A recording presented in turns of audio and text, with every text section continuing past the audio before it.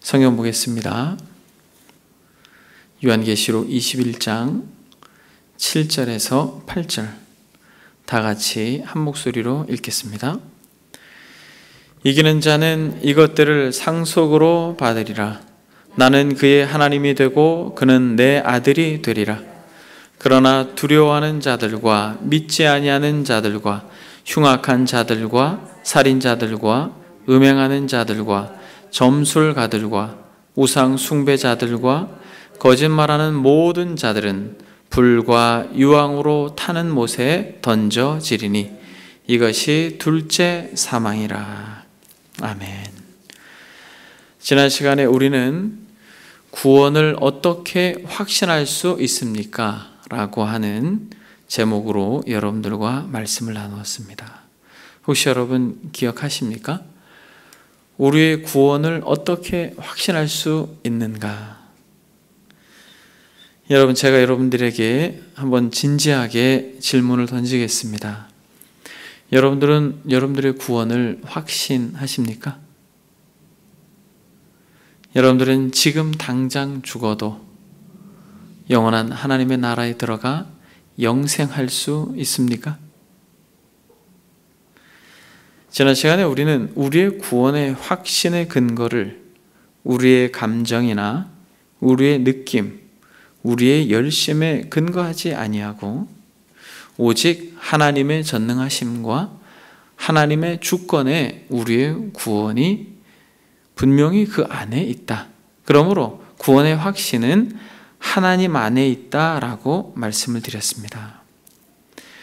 바로 오늘 본문 6절을 보게 되면 또 내게 말씀하시되 이루었도다 라고 말하면서 아직 이루어지지 않는 계시록을 쓸 당시에 여전히 그리스도를 믿는 것으로 핍박받던 이러한 시대에 요한은 이 계시록 마지막 부분을 마무리하면서 이루었다라고 그렇게 고백하고 있습니다.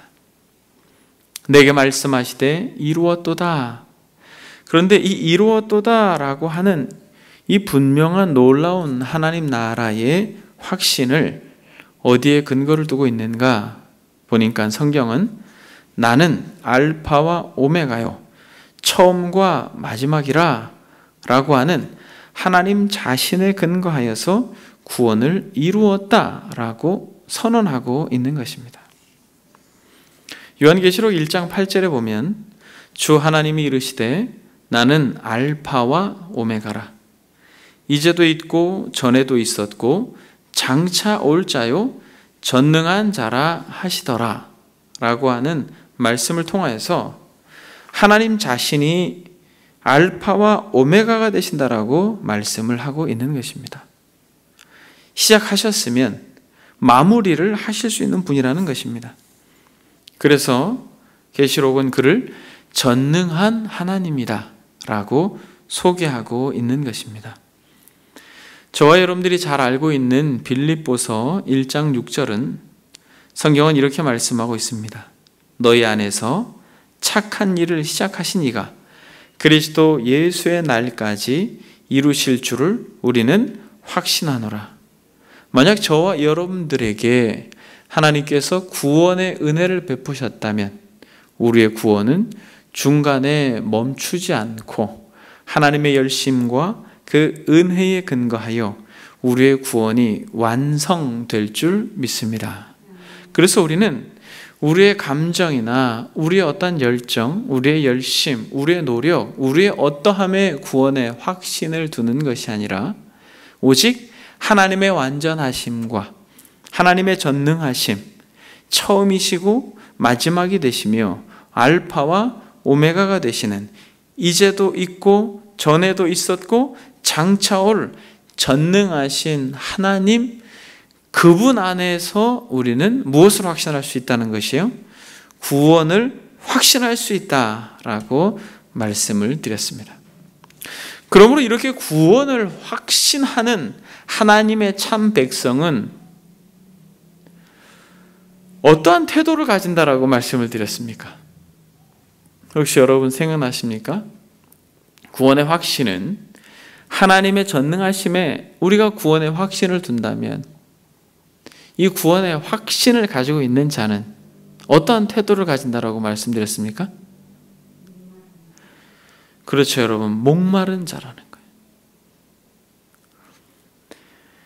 여러분, 이것은 구원받은 자들에게 있어서 선택이 아니라 절대적인 것입니다.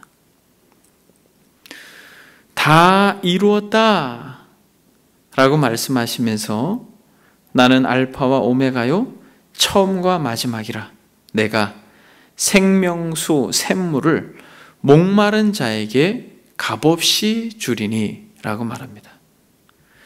그러므로 구원받은 자들에게 있어서, 그리고 구원을 확신하는 자들에게 있어서 절대적으로 드러나는 특징 중에 하나는 목마름이에요. 거룩함에 대한 목마름, 그리스도를 더 알고자 하는 목마름, 주님을 더욱 사랑하고자 하는 목마름, 더 겸손해지고자 하는 목마름, 더 진실해지고자 하는 목마름, 더 주님을 닮고자 하는 목마름의 끝이 주님 속히 오십시오라고 하는 그 갈망으로 간다라는 거예요. 그런 의미에서 이 말씀을 듣는 저와 여러분들에게 있어서 진짜 아주 진지하게 우리 자신을 돌아보아야 할 것이, 그리스도께서 내가 속히 오리라 하신 그 말씀을 초대교회 성도들과 같이 붙들고 주님이 오실 것에 대한 갈망이 있는가? 만일 그렇지 않다면 우리의 구원의 확신을 새롭게 돌아봐야 되는 것이에요.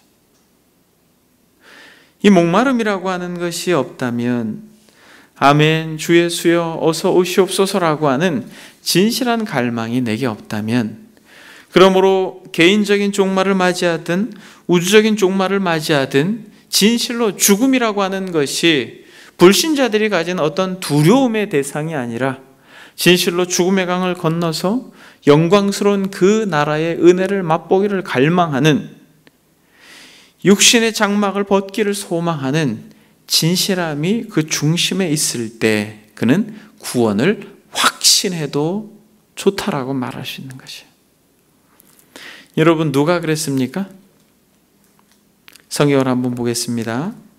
빌립보서 1장에 보게 되면 너희 안에 착한 일을 시작하신 이가 그리스도 예수의 날까지 이루실 줄을 우리가 확신한다라고 말했던 이 사도 바울이 복음을 증거하는 것으로 인하여서 미움을 사고, 또 복음을 증거하는 것으로 인하여서 시기로 인하여 괴롭힘을 당합니다.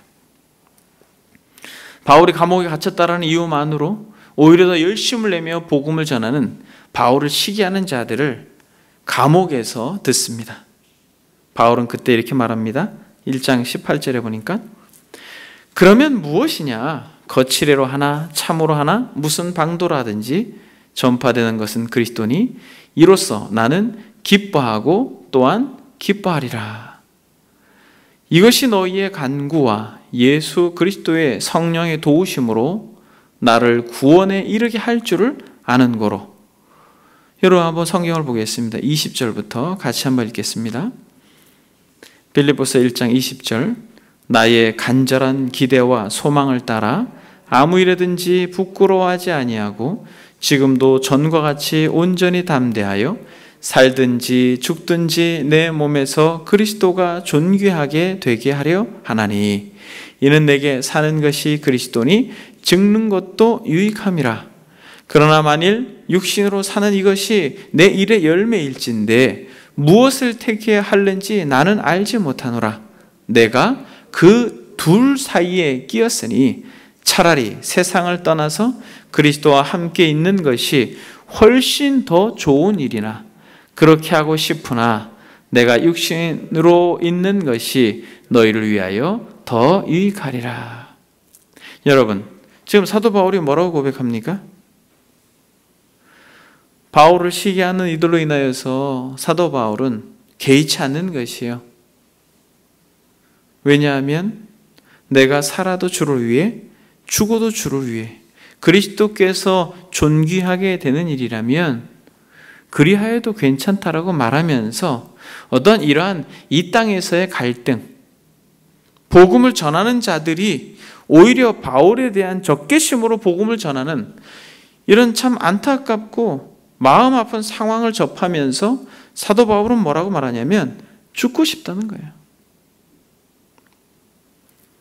이는 내게 사는 것이 그리스도니 죽는 것도 내게 유익하다라고 말할 때 이것은 단순히 어떠한 상황에서 자기가 영적인 죽음, 손해를 보고 양보를 하는 것이 아니라 진짜 죽는 게 유익하다라고 하는 것을 고백하면서 그러나 만일 육신으로 사는 이것이 내일의 열매일진데 라고 말합니다.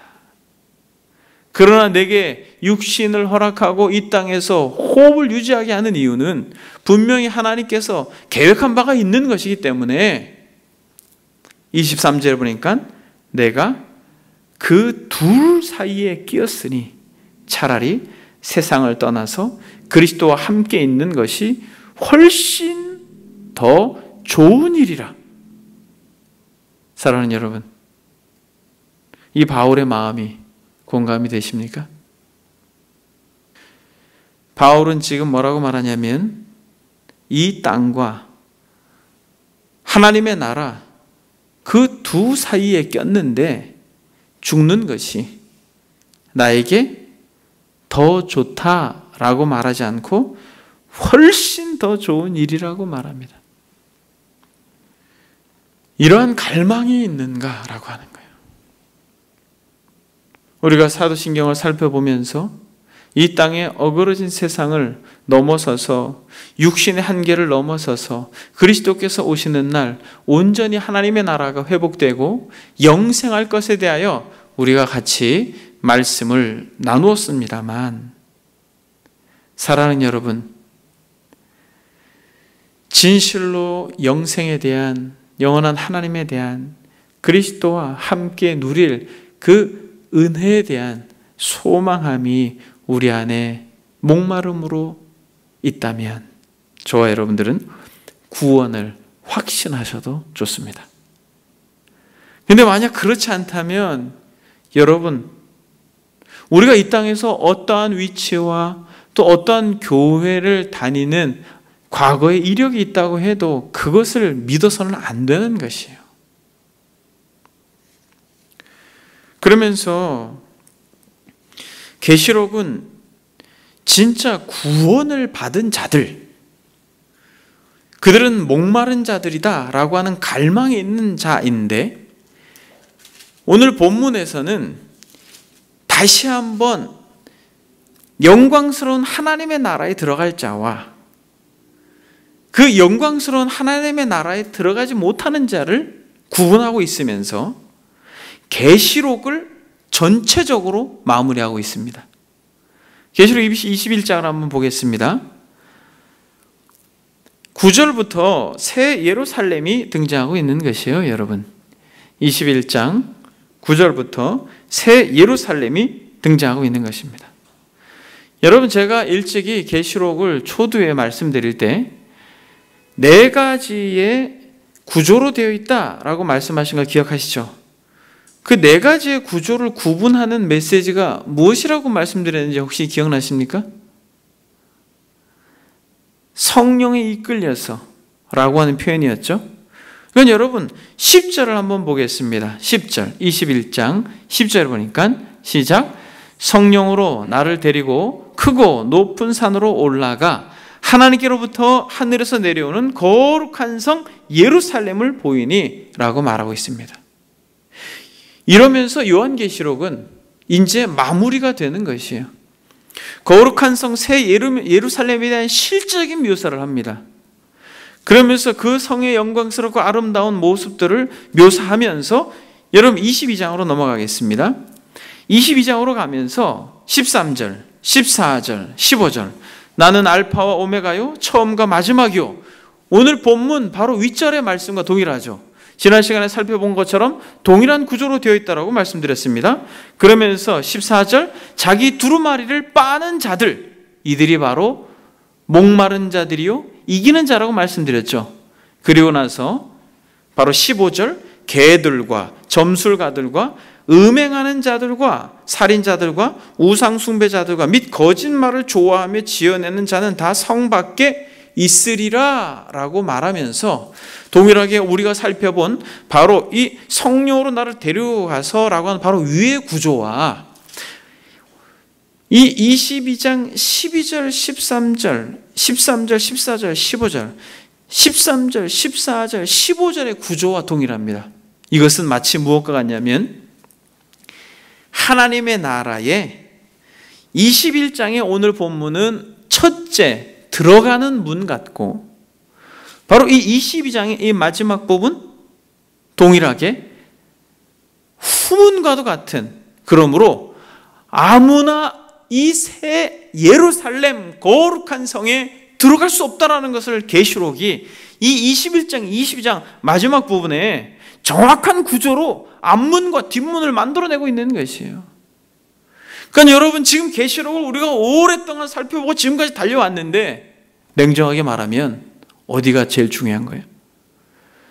여러분, 지금 오늘 본문이 제일 중요한 것이에요. 여러분, 이것이 우리가 창세기를 살펴보면서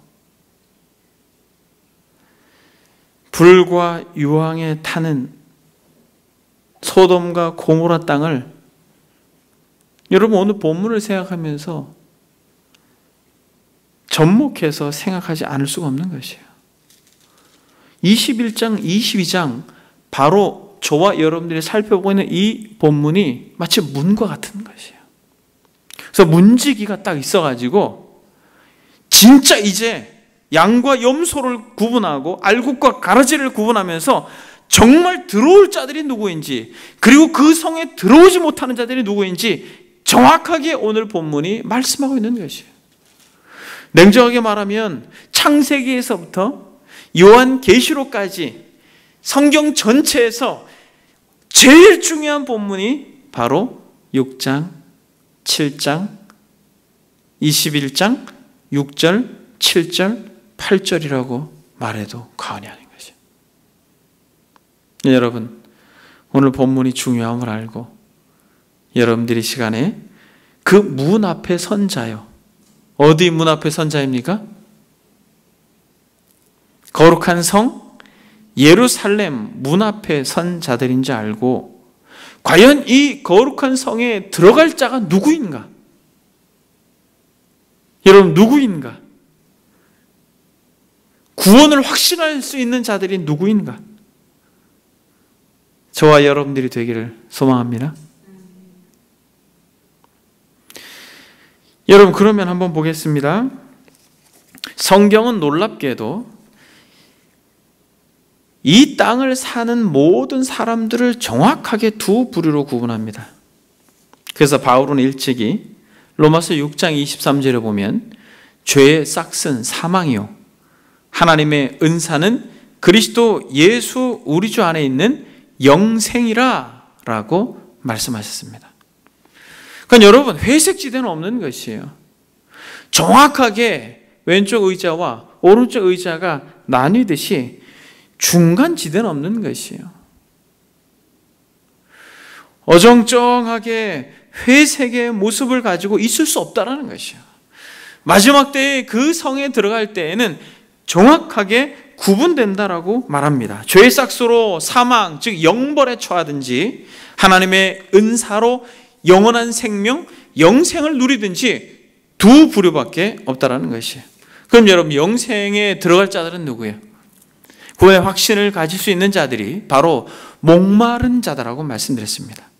목마른 자들이 구원의 확신을 가질 수 있는 자인데, 오늘 본문에서는 이 목마른 자를 다르게 표현하고 있어요. 어떻게 표현하고 있습니까? 목마른 자를 어떻게 표현하고 있어요? 7절을 여러분 한번 다시 읽어보겠습니다. 7절 한번 큰 소리로 읽겠습니다. 시작. 이기는 자는 이것들을 상속으로 받으리라. 여러분 보십시오. 이기는 자는 이것들을 어떻게 하리라? 상속으로 받으리라 라고 말하고 있습니다. 성경에서 보게 되면 이기는 자에 대하여 그토록 지나치게 관심을 가지고 있습니다. 우리가 처음과 마지막이다라고 말하면서 알파와 오메가다라고 말하는 게 1장에 나와 있다고 말하였죠. 이제는 이기는 자는 2장, 3장에 계속해서 반복하여 말하고 있습니다. 한번 여러분 성경을 찾아보겠습니다. 이기는 자들에게 하나님께서 어떠한 은혜를 주시는지 한번 보겠습니다. 2장 7절 다 같이 한 목소리로 읽겠습니다. 귀 있는 자는 성령이 교회들에게 하시는 말씀을 들을지어다. 이기는 그에게는 내가 하나님의 낙원에 있는 생명나무의 열매를 주워 먹게 하리라. 생명나무의 열매, 아담과 하와는 이 생명나무의 열매를 먹을까 해서 내쫓았습니다. 에덴 동산에 내쫓았어요. 그러나 이기는 자들에게는 뭘 하겠다라는 거예요? 생명나무의 열매를 먹게 하겠다라는 거예요. 이 생명나무의 열매를 먹는 것은 영생할 수 있는 은혜를 베푸겠다라는 것입니다. 2장 11절에 한번 보겠습니다. 같이 한 목소리로 읽겠습니다. 귀 있는 자는 성령이 교회들에게 하시는 말씀을 들을지어다. 이기는 자는 둘째 사망의 해를 받지 아니하리라. 둘째 사망의 해를 받지 아니하리라 라고 말합니다. 오늘 본문을 한번 보게 되면 8절에 둘째 사망이라 라고 말합니다. 두려워하는 자들, 믿지 아니하는 자들 말하면서 8가지의 사람들을 특징을 이야기하면서 둘째 사망에 들어간다라고 이야기하는데, 이기는 자들은 둘째 사망의 해를 받지 않는다라고 말합니다. 2장 17절도 한번 보겠습니다. 귀 있는 자는 다 같이 한 목소리로 귀 있는 자는 성령이 교회들에게 하시는 말씀을 들을지어다. 이기는 그에게는 내가 감추었던 만나를 주고 또 흰 돌을 줄 터인즉 그 돌 위에 새 이름을 기록한 것이 있나니 받는 자밖에는 그 이름을 알 사람이 없느니라 라고 말씀하고 있습니다. 2장 26절 다 같이 읽겠습니다. 이기는 자와 끝까지 내 일을 지키는 그에게 만국을 다스리는 권세를 주리니. 3장 5절 이기는 자는 이와 같이 흰옷을 입을 것이요 내가 그 이름을 생명책에서 결코 지우지 아니하고 그 이름을 내 아버지 앞과 그의 천사들 앞에서 시인하리라. 여러분 놀랍지 않습니까? 소아시아 7교회를 이야기하면서 계속해서 이기는 자를 이야기하고 있어요. 3장 12절 시작. 이기는 자는 내 하나님 성전의 기둥이 되게 하리니 그가 결코 다시 나가지 아니하리라.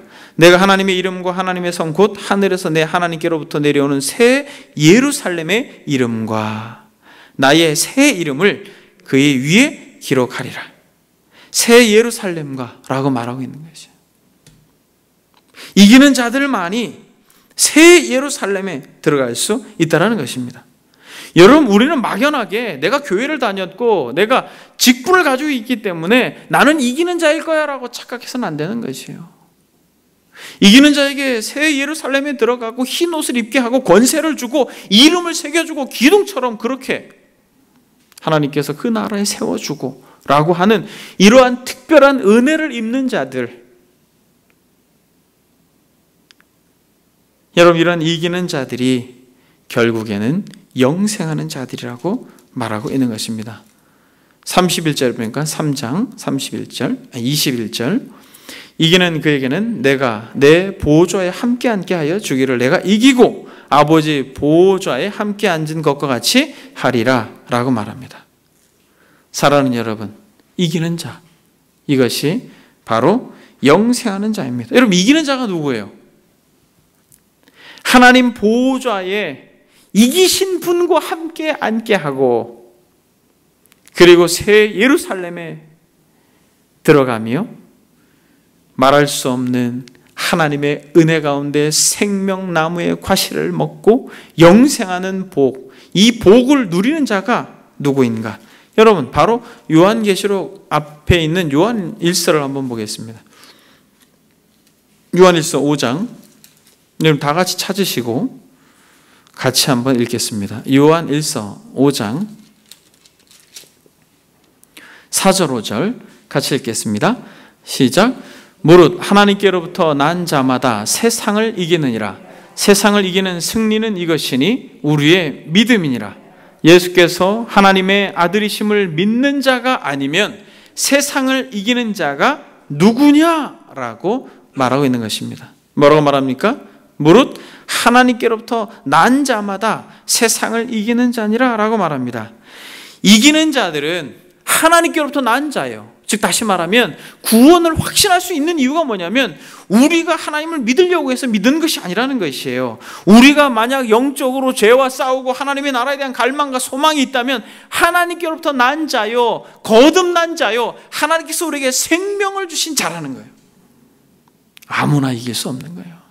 아무나 세상을 거스려서 연어와 같이 그렇게 대세를 거슬려서 대의를 향하여 갈 수 없는 것입니다. 다 세상이 흘러가는 대로 가는 것이에요. 다 세상이 가는 대로 가는 거예요. 다 그러니까 나도 그러고 너도 그러고 다 그러는 것이에요. 그러나 하나님께로부터 난 자마다 세상을 이긴다라는 것입니다. 세상을 이기는 승리는 이것이니 우리의 믿음이다라고 말합니다. 근데 이 믿음은 뭐냐? 예수께서 하나님의 아들이심을 믿는 자, 하나님의 아들 예수 그리스도 그분을 믿는 자가 아니면 세상을 이기는 자가 없다라고 말합니다. 그래서 여러분, 이기는 자들의 특징은 어떤 특징이냐면 진짜 예수님을 믿어요. 이 땅의 임금이 왕이 아니라 진짜 하늘 보좌에 계신 예수 그리스도께서 왕인 줄 알고 믿고 따르는 자예요. 이것이 관념이 아니라 진짜 그것이 실제 삶의 태도가 되는 것입니다. 그래서 대장되신 예수 그리스도 그분을 따라가고 그분이 살았던 삶의 방식을 따라서 이 세상을 살아내고 그것이 너무 힘들고 어려워도 견뎌내고 인내하고 그렇게 이 땅을 살아가는 자가 이기는 자입니다. 여러분, 초대교회 성도들이 그렇게 살았어요. 그래서 그들은 이기는 자가 되는 것입니다. 생명수 샘물 되시는 예수 그리스도께 그 모든 것을 내어 맡기고 이 땅을 살면서 가지는 말할 수 없는 갈증과 열망을 그리스도로 인하여 해결하는 자들, 그들이 바로 이기는 자인 것입니다. 사랑하는 여러분, 여러분들은 무엇에 목말라 하십니까? 여러분, 한번 진지하게 우리가 우리 자신을 돌아보아야 할 것입니다. 무엇에 목말라 하는가? 정말 많은 사람들이 이 세상의 것에 목말라 하죠. 최근에 정말 많이 듣는 말이 진짜 세상의 것에 목말라 하는 소리로 아우성을 치고 있는 것이, 더 가지고 더 누리고 더 높아지고 이런 것들로 인하여서 끊임없이 사고하며 마치 그것이 나의 신인 것처럼 갈망하고 예배하고 숭배합니다. 야고보 사도는 이렇게 말합니다. 욕심이 잉태한즉 죄를 낳고 죄가 장성한즉 사망을 낳느니라. 그러므로 여러분, 영생을 받는 자들과 영벌에 처하는 자들은 이 땅에서부터 정확하게 구분이 되는 것이에요. 진짜 하늘의 것을 갈망하는가?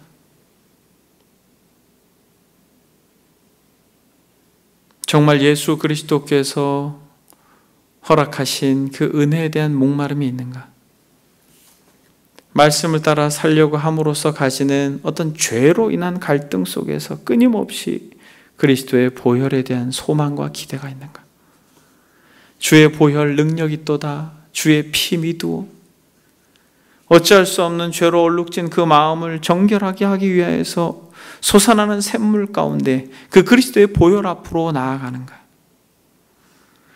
여러분, 그것으로 구분되어지는 것입니다. 그래서 여러분, 본문에 보게 되면 이기는 자들에게 무엇을 약속합니까?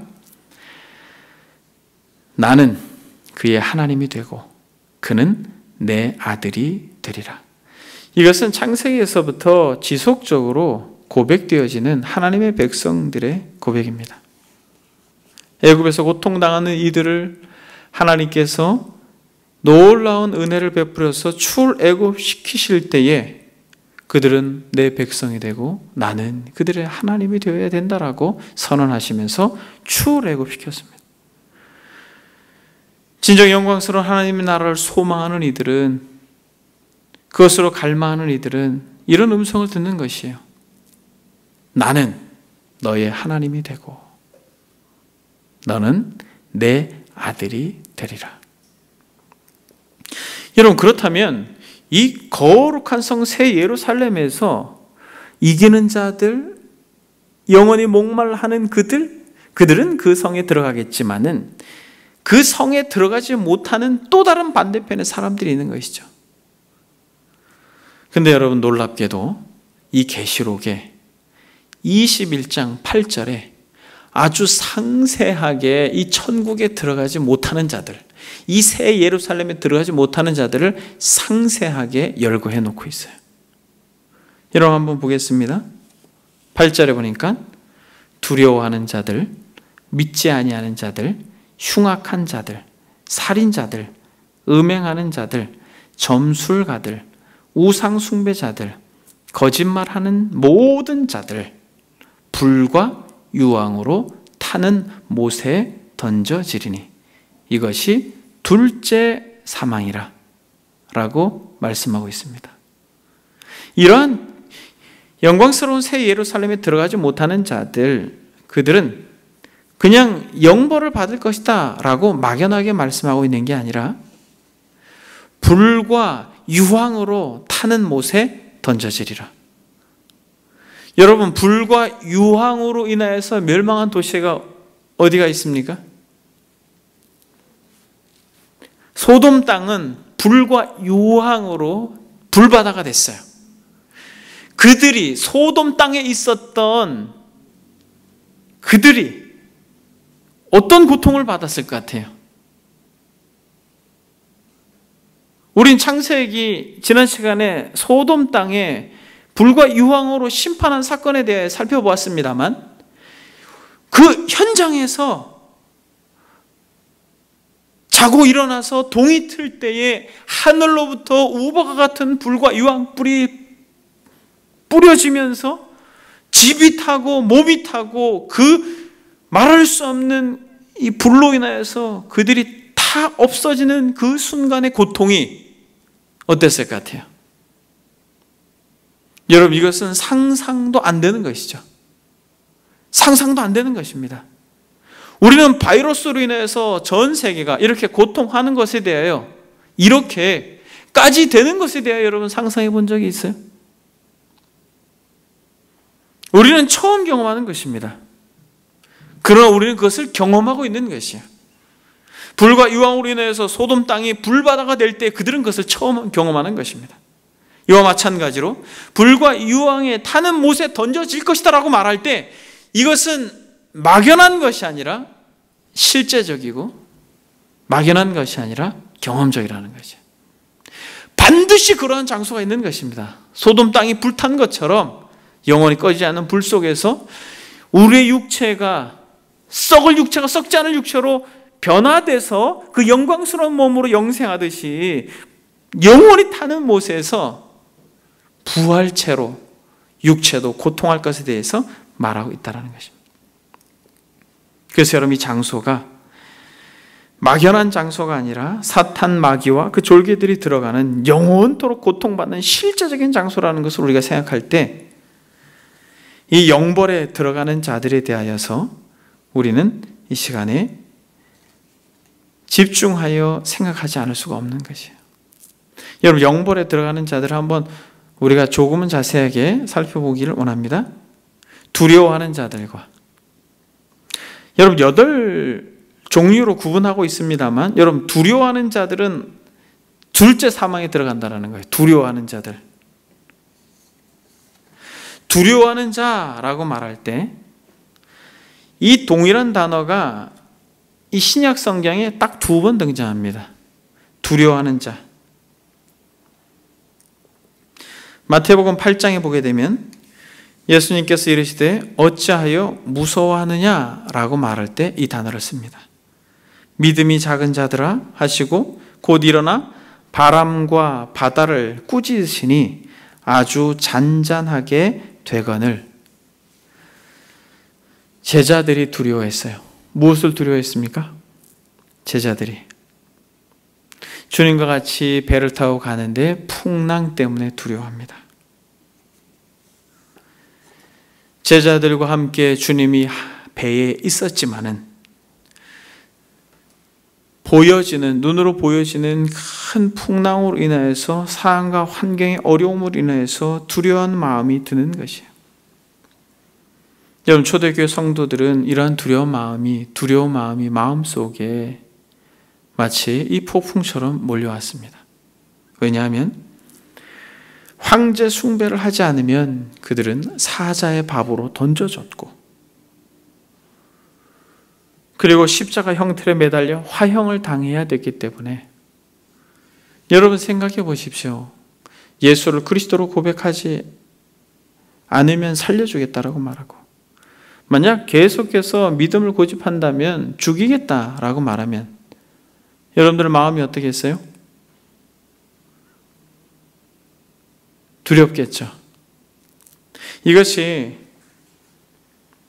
현대를 살아가는 성도들에게는 굉장히 거리가 멀게 느껴지겠습니다만, 실제로 이런 마지막 때를 우리가 살아가면서 정말 예수 그리스도를 믿는다면 어떤 물리적으로 고통을 가하겠다, 또 실제적인 손해를 요청하겠다라고 하는 어떤 그런 현실적인 문제 앞에 노출되게 될 때 여러분 두려워하게 되는 것이에요.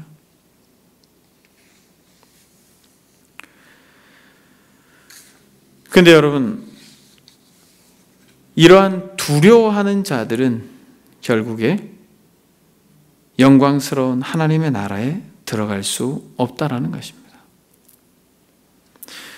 그러니까 이 초대교회 당시에도 예수님을 믿는 자리에 있었지만 이러한 물리적인 고통 가운데 두려워서 주님을 부인했던 사람들이 있다라는 것이에요. 그런데 여러분, 이것은 단순히 초대교회에 이때의 어떠한 예수님을 믿으면 말할 수 없는 물리적인 고통을 행사하겠다라고 하는 그것으로 두려워하는 것을 넘어서서 우리는 신앙생활을 하다 보면 종종 이런 사람들을 만나요. 전도를 하고, 그래서 교회당에 전도된 대상자가 오잖아요. 근데 교회를 갔더니 무슨 일이 벌어졌어요? 아내가 교회를 갔더니 남편이 사고를 당했어요. 교통사고를 당했어요. 그래서 우리의 조상들이 오랫동안 절에를 다니고 나도 절에를 다니다가 갑자기 전도돼서 교회를 갔더니 야, 이거 신이 노했나 보다. 여러분, 이런 말하는 사람들을 종종 보지 않습니까? 그래서 교회를 다니는 것에 대해서 두려운 마음을 가지게 돼요. 가족이 문제를 당하거나 경제적으로 손해를 입거나 다양한 어떤 풍랑과 같은 모습으로 인하여서 두려워하면서 어떤 현실적인 문제로 인하여서 교회를 출입하는 것을 금하고 그 두려움 때문에 교회를 나오지 못하는 이들을 봅니다. 그러나 사랑하는 여러분, 저와 여러분들에게 이러한 크든 작든 예수 그리스도를 믿음으로 인해서 생기는 두려운 마음, 우리에게도 있을까요, 없을까요? 여러분, 예수님을 잘 믿는 사람이라 할지라도 두려운 마음이 있는 것이에요. 여러분들은 예수님을 잘 믿지만은 때로는 어떤 상황과 환경 속에서 두려운 마음이 찾아올 때가 없습니까? 있죠. 그런데 놀라운 것은 이 두려워하다라고 하는 이 단어 속에서 마가복음 4장에 보게 되면 이 두려운 마음을 극복하는 또 다른 두려움을 말하고 있어요.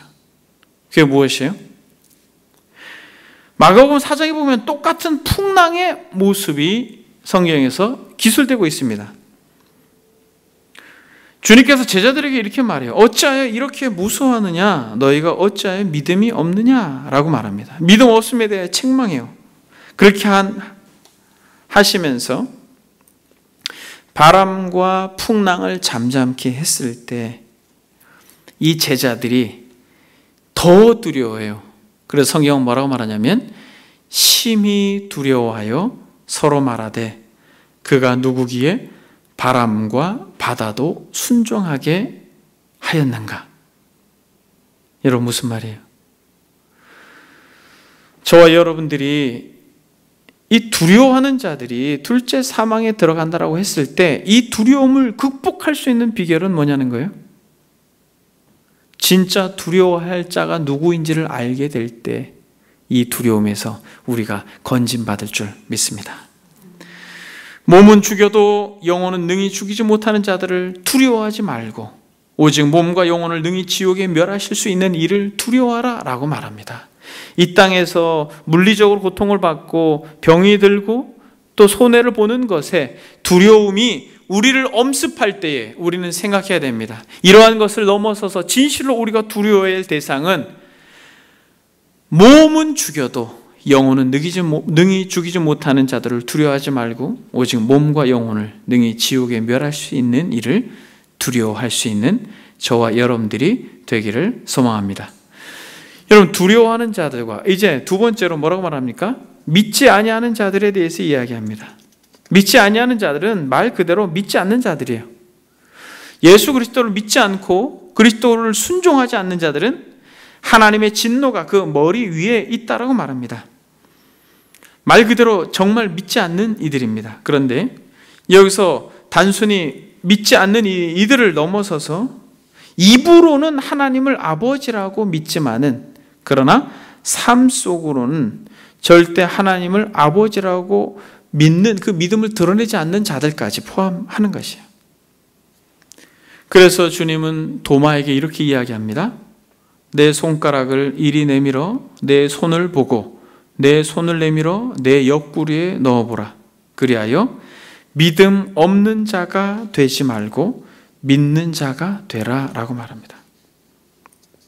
도마에게까지도 믿음 없는 자가 되지 말고 믿는 자가 되라고 말씀하고 있습니다. 그렇다면 저와 여러분들도 이 주님의 음성을 들어야 될 것입니다. 믿지 아니하는 자가 되지 말라라고 말합니다. 주님께서 입술로만 주여 주여 하는 자들을 향하여서 이렇게 말씀하십니다. 나더러 주여 주여 하는 자마다 다 천국에 들어갈 것이 아니요 다만 하늘에 계신 내 아버지의 뜻대로 행하는 자라야 들어가리라. 저와 여러분들에게 동일하게 믿음을 요청하고 있다라고 하는 것을 우리는 깨닫게 되고, 세 번째로 어떤 자들이 둘째 사망에 들어간다라고 말합니까? 흉악한 자들. 여러분, 흉악한 자들은 누구예요? 흉악한 자들. 둘째 사망에 들어가는 자들이 흉악한 자라는 것이에요. 이 흉악한 자다라고 하는 것을 원어적인 의미로 새롭게 해석을 하면 혐오스럽고 가증한 자라는 거예요. 혐오스럽고 가증한 자. 즉 우상 숭배나 음란한 생활, 잔인무도한 삶을 살다 보니까 그 사람 자체가, 그 존재가 완전히 죄악에 굳어버린 사람들을 의미하는 것입니다. 그러니까 세상이 속해 있는 악에 마음과 뼛속까지 스며서 인박인 사람들. 살인자는 자신의 이기적인 유익을 위하여 하나님을 대적하고 하나님을 믿는 이들을 핍박하며 결국 죽이기까지 한 이들. 그러니까 여러분, 오늘 본문에서 살인자라고 하니까 마음속으로 사람을 미워하는 자도 살인한 자다라고 하는 어떤 이러한 주의 음성과는 조금 거리가 먼 살인자인 것이에요. 실제로 우리도 때로는 마음속으로 미워할 때가 있잖아요. 어떤 이런 정도의 살인을 말하는 것이 아니라 진짜 예수 그리스도를 믿는 이들을 적대시하여서 죽음의 길로 이끈 이들, 대표적으로 스데반을 죽일 때에 돌팔매질을 한 사람들, 그들과 같은 초대교회 성도들을 무참히 죽인 살인자들을 말한다라고 볼 수 있습니다. 행음자들, 이들은 성적으로 방탕하여 부도덕한 생활을 하는 자들인데, 사도 요한 당시 이 로마 세계는 성적으로 극히 부패했다라고 하는 것을 우리는 알고 있습니다.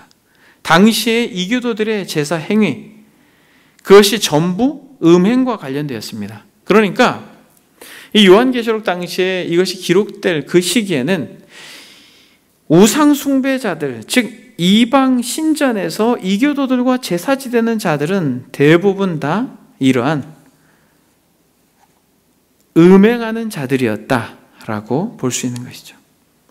점술가들, 마술, 점치기, 미신 등으로서 사람들을 미혹하여 치부하는 자들, 이건 역시도 요한 당시에 정말 많은 사람들이 점치는 것에 정말 혈안이 되어 있었다라고 볼 수 있는 것이죠. 특히 에베소서에 보게 되면 이 술객들, 마술, 점성술, 주문과 같은 것은 고대 세계의 아주 중요한 직업 중에 하나였습니다. 그래서 사도행전에 보게 되면 사도행전 19장 19절에 마술을 행하던 많은 사람이 그 책을 모아 가지고 와서 모든 사람 앞에서 불사르니 그 책값을 계산한 즉 은 5만이나 되었더라. 바울이 에베소에 가가지고 복음을 전하니까 이 복음으로 인하여서 마술사들이, 이 점술가들이 회개를 합니다. 회개를 해서 어떻게 해요? 자신들이 사용했던 책들을 모아가지고 바울에게 가지고 옵니다. 그런데 이것을 불사릅니다. 근데 이 책값이 얼마나 됐다라고 말합니까? 책값이 은 5만이나 되었다. 이것이 얼마의 돈이 됐을 것 같아요? 이것이 약 어느 주석가에 보니까 한 800만 원에서 1000만 원 정도. 그러니까 이들이 가지고 있는 책을 모아서 태우는데 이렇게 됐다면 얼마나 많은 책들을 모아가지고 태웠을까라고 하는 상상을 해봅니다. 우상 숭배자, 하나님 이외의 다른 것을 신으로 알고 더 경배하고 섬기는 행위를 말합니다. 당시의 이방 종교들을 말하는 것을 넘어서서 여러분, 이 우상 숭배라고 하는 것은 정말 이 현대인들에게 있어서 예외 없이 이 우상 숭배에 빠져 있다라고 보아도 과언이 아니에요. 바울은 일찍이 로마서에서 1장 23절에 썩어지지 아니하는 하나님의 영광을 썩어질 사람과 새와 짐승과 기어다니는 동물 모양의 우상으로 바꾸었다라고 말합니다. 하나님의 영광, 즉 하나님께 영광을 돌려야 되는 것들, 그런 것들을 사람에게 돌리고 새와 짐승과 기어다니는 동물 모양의 우상으로 바꾸었다라고 말할 때 현대를 살아가는 성도들에게 진짜 이것 때문에 내가 마음의 위로가 되고 이것 때문에 내가 마음의 힘이 되고 소망이 되고 위안이 되고 하는 것들이 바로 우상이라고 말하고 있는 것이에요. 사람이 대표적으로 그 우상이 될 수 있는 것이에요. 잘 성장한 자녀가 우상이 될 수 있는 것이고, 그리고 정말 많은 것들이 우상이 될 수 있습니다만 특히 현대인들에게 가장 큰 우상이 무엇일 것 같아요? 부동산? 여러분, 돈이 그렇게 현대인들에게 우상이 되는 거죠. 정말 시간이 가면 갈수록 주님께서 하나님과 재물을 겸하여 섬길 수 없다라고 말한 것이 무슨 의미인지를 알 수 있을 것 같아요. 신학생 때 공부하면서 이 말씀을 접했을 때랑 결혼을 하고 자녀를 낳고 정말 세상을 살아가면서 또 개척을 하고 목회를 하면서 하나님과 재물을 겸하여 섬길 수 없다라고 말하면서 어떻게 하나님과 그 외에 정말 많은 우상들을 말씀할 수 있음에도 불구하고 왜 정확하게 우리 주님이 돈이라고 하셨을까? 사랑하는 여러분, 이것이 아무리 크고 이것이 아무리 대세여도 정당화할 수 없어요. 우상입니다. 우상이에요. 그것이 있으면 마음이 편해지고 그것이 있으면 위로가 되고, 여러분 이것은 저도 그렇고 여러분들도 그렇고 끊임없이 경계해야 되는 것이에요.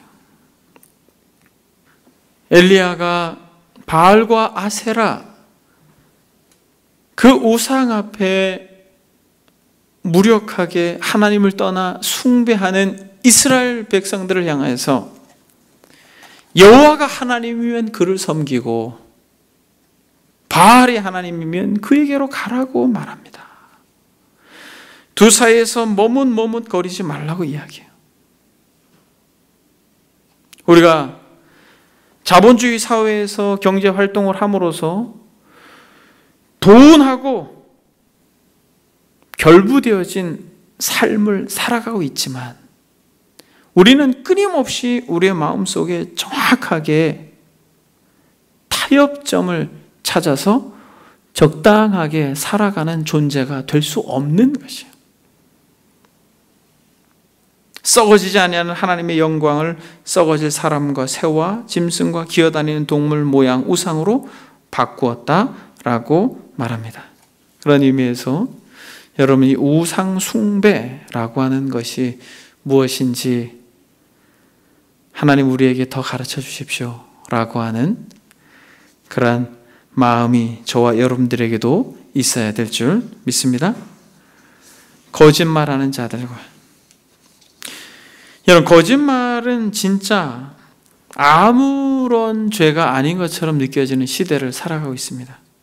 그런데 이번 코로나 사건으로 인하여서 여러분 어떤 한 이단 종교 집단이 전 세계에 공개적으로 드러났죠. 신천지가 공개적으로 드러났을 때 정말 경악을 금치 못했던 게 무엇이에요? 어떻게 이렇게 거짓말을 할 수 있을까? 정말 상상을 초월하는 거짓말로 그들은 포교를 하고 상상을 초월하는 거짓말로 그들의 교세를 확장합니다. 은밀하게 은폐해서 복음방을 만들고 끝까지 거짓말을 해요. 자기네들은 기성교회라고 말합니다. 그러면서 계속 교리를 가르치다가 결국에는 자기네들의 실체를 드러내요. 발을 뺄 수 없을 그때. 그것이 전도 전략의 대표적인 것이에요. 거짓이 너무나도 자연스러워요. 이 거짓, 이것이 결국 영원한 멸망으로 가는 이들의 특징이라는 것입니다. 사랑하는 이 8가지를 우리가 보게 되면 단순히 어떤 영적인 것만 있는 것이 아니라 도덕적인 것들도 같이 소개되어지고 있습니다. 그러므로 이것은 영원한 멸망 가운데 치닫는 자들은 단순히 하나님과의 관계에서 그저 영적인 관계로만 있는 것이 아니라 삶의 현장에서 도덕적인 영역까지도 포함되어진다라고 하는 것을 말하고 있습니다. 그러니까 하나님을 사랑하고 이웃을 사랑하는 부분까지도 같이 성경은 말씀하고 있는 것이에요. 여러분, 놀랍게도 이 요한계시록 마지막 부분에도 전 세계의 인류가 영생을 얻는 사람과 영벌에 처하는 사람으로 구분되어짐으로 마치 새 예루살렘의 그 영광스러운 나라에 들어가는 문에서 누구는 들어오고 누구는 들어오지 못하게 하는 것처럼 묘사되어지고 있는 성경을 보는데, 여러분, 이것은 창세기에서부터 요한계시록까지 계속해서 성경이 말하고 있는 중요한 핵심 중에 하나입니다. 주님께서 너무 자주 말씀을 하였지만은 이 두 길을 제시하셔요. 양의 길을 제시하고 염소의 길을 제시하고 알곡의 길을 제시하고 가라지의 길을 제시하고 사망의 길을 제시하고 생명의 길을 제시하며 모래 위에 지은 집을 제시하고 반석 위에 지은 집을 제시합니다. 지혜로운 처녀와 미련한 처녀를 구분하고 바리새인과 세리와 같이 인물까지도 정확하게 구분하면서 여러분, 영생에 들어가는 자든 영벌에 처하는 자든 둘 중에 하나라는 거예요. 여러분들은, 저와 여러분들은 영생에 들어가는 자들임을 믿습니다. 근데 여러분, 이것이 창세기에서부터 가인과 아벨로 구분되어지죠. 근데 이들은 둘 다 예배를 드렸어요. 그러면서 계속해서 가인의 후예와 또 셋의 후예로 역사는 기록되어집니다. 그러면서 이스라엘 시대에 열왕 시대를 지나면서 놀랍게 성경은 목마른 자, 이기는 자, 그리고 흰 옷을 빠는 자와 같은 한 왕을 제시하고, 본문에서 말하고 있는 것처럼 두려워하고 믿지 아니하고 흉악하고 살인하고 음행하고 이런 8가지를 그대로 담아내고 있는 한 왕을 제시합니다. 여러분, 이 목마름, 정말 영생을 대표하는 한 왕이 누구예요? 다윗이에요. 시편 42편에 보면 하나님이여 사슴이 시냇물을 찾기에 갈급함같이 내 영혼이 주를 찾기에 갈급하나이다. 이 성경에서 이 열왕들을 이야기할 때에 요시야 왕을 평가할 때 이렇게 말합니다. 여호와 보시기에 정직하게 행하여 그의 조상 다윗의 길로 걸으며 좌로나 우로나 치우치지 아니하고 라고 말합니다. 근데 여러분, 놀라운 것은 이렇게 영생을 누리는 자들을 다윗의 길이라고 말합니다만, 영원히 멸망받을 자, 두려워했던 자, 믿지 아니하였던 자, 아주 흉악한 자가 있었습니다. 누구예요, 여러분? 여로보암 왕은 다윗과 상대적으로 이러한 사악한 길을 갔습니다. 그래서 성경은 뭐라고 말하냐면, 열왕기상 15장 34절에 보면 바아사가 여호와 보시기에 악을 행하되 여로보암의 길로 행하며 그가 이스라엘에게 범하게 한 그 죄 중에 행하였더라 라고 말하면서 여로보암의 길로 행하였다라고 말합니다. 이스라엘 왕 시므리의 죽음을 두고도 성경은 이렇게 말합니다. 이는 그가 여호와 보시기에 악을 행하여 범죄하였기 때문에 그가 여로보암의 길로 행하며 그가 이스라엘에게 죄를 범하게 한 그 죄 중에 행하였다라고 말합니다. 여러분, 이 8가지를 종합한 이러한 죄를 범한 여로보암의 대표적인 죄가 뭐예요, 여러분? 단과 베델이라고 하는 장소에 북이스라엘의 최북단과 최남단에 금송아지를 만들었어요. 여러분, 왜 금송아지를 만들었습니까? 솔로몬 이후에 남북이 갈라질 때에 예루살렘으로 가서 예배를 드리지 못하도록 하기 위하여서 하나님을 자기가 우상으로 만들어서 여기서 예배를 드리라고 합니다. 여기서 두려워하는 자와 이렇게 쭉쭉 이야기하면서 거짓말하는 자까지 8가지의 죄가 여로보암 왕에게 다 속해 있다면, 그것이 단과 베델의 우상을 만든 것이라면, 여러분, 제가 중요한 질문 한 가지만 하고 말씀을 마치겠습니다. 왜 여로보암이 단과 베델의 금송아지로 우상을 만들었을까요?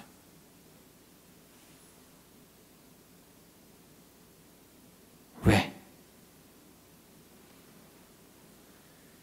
내가 통치하고 다스리는 그 나라의 견고함 때문에요. 여러분, 정확하게 하나님의 나라에 들어가는 다윗과 같은 사람과 영원히 멸망받을 여로보암과 같은 사람은 장황하게 설명한 것처럼 보이지만 딱 하나로 구분돼요.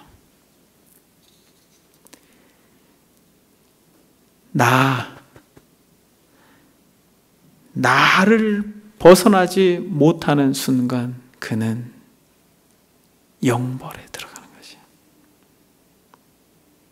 근데 여러분, 제가 사역을 하면서 정말 많은 성도들을 대할 때 그들이 하나님을 믿고 따른다고 하지만 나를 벗어나지 못해요.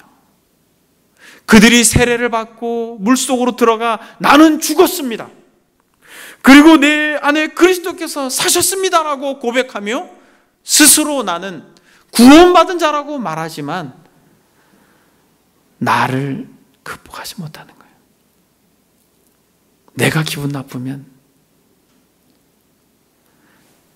내가 대접받지 못하면, 내가 그 자리에 있지 못하면,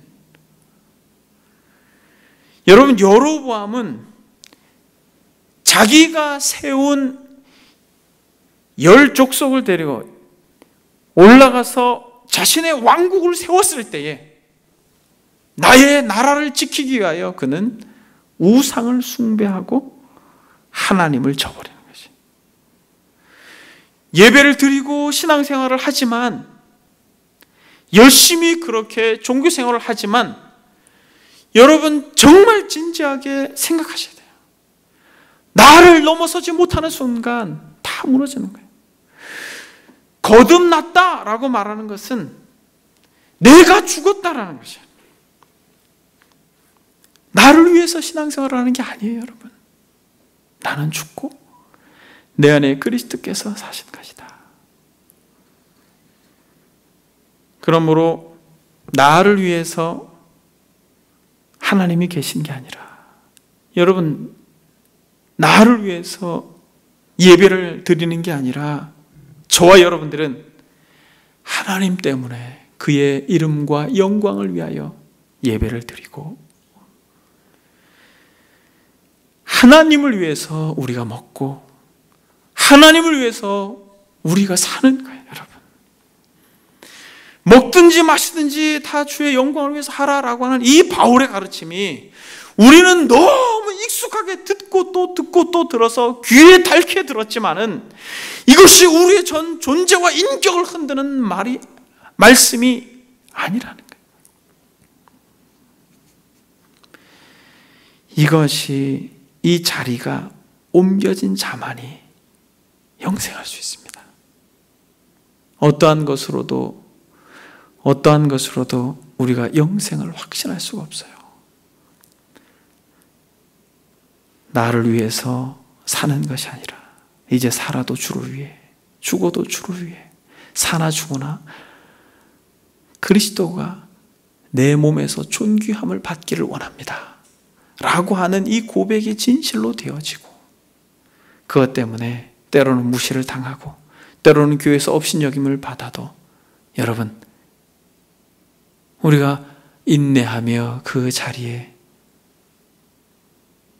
주님을 소망하며 묵묵히 믿음으로 신앙생활하는 그들에게 영원한 하나님의 나라가 주어질 줄 믿습니다. 그러면 사랑하는 여러분, 말씀을 정리합니다. 이기는 자는 목말하는 자요, 그리스도의 영광을 목말하는 자예요. 자기의 영광을 목말하는 자가 아니라 그리스도의 나라를 목말하는 자예요. 자기의 나라를 목말하는 자가 아니라 그 나라를 소망하는 자입니다. 저와 여러분들이 끝까지 세상에 속해 있지만 세상에 속하지 않는 자로, 세상에서 너희가 환난을 당하나 담대하라, 내가 세상을 이겼노라 라고 하는 주의 음성을 듣고 끝까지 전투하는 교회로, 세상의 유혹 앞에 우리의 마음과 생각을 지키는 저와 여러분들이 되기를 주의 이름으로 소망합니다. 이 시간에 기도하겠습니다.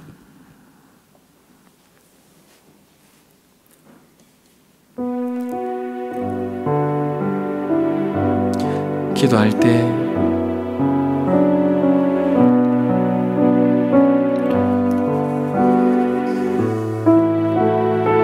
여러분, 정말 나는 죽었다, 여러분, 그렇게 고백할 수 있습니까? 시간이 지나서 어떤 기득권 행사를 하려고 하는 정말 많은 종교인들과 다르게 처음과 같이 주님께서 나의 주인이십니다. 나의 생명도, 나의 가정도, 나의 기업도, 나의 모든 것도 주님께서 주인이십니다. 나는 죽었고 그리스도께서 나의 왕입니다. 나의 왕국이 아니라 그리스도 우리 주님의 나라입니다. 그것이 나에게 정말 소중합니다 라고 진실로 말할 수 있다면 여러분들은 복된 자들입니다.